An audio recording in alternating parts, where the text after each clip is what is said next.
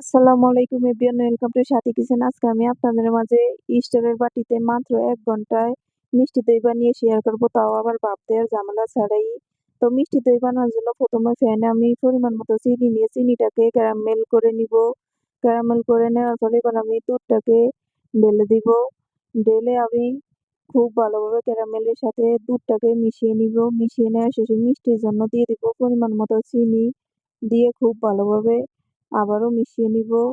মিশিয়ে নেওয়া শেষে আমি দুধটাকে ১০ মিনিট ধরে জাল করে ঘন করে ঠান্ডা করে নিলাম। এবার আমি দিয়ে দিলাম ফেটিয়ে রাখা টক দই, দিয়ে আবারও খুব ভালোভাবে মিশিয়ে নিব।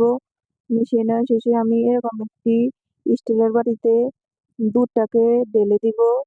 ঢেলে দেওয়া শেষে এবার আমি একটি স্টিলের ফ্রিজ দিয়ে বাটিটাকে ঢেকে দিব।